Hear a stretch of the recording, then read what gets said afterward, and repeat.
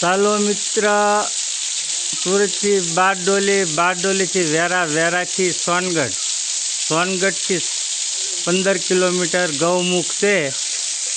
ત્યાં આવો ધોધ છે જંગલમાં.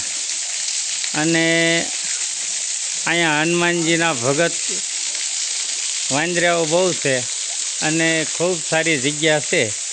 અને નજારો જોઈ લો, જંગલમાં ઝાડીમાં પહાડોમાંથી પાણી પડે છે અને મસ્ત નજારો છે.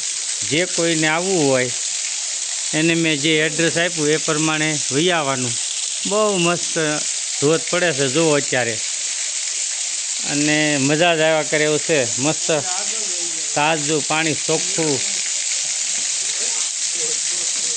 જો કેવી મજા આવે, નાના છોકરાઓ પણ નાહીએ કે ખુશીથી એવો ધોધ છે.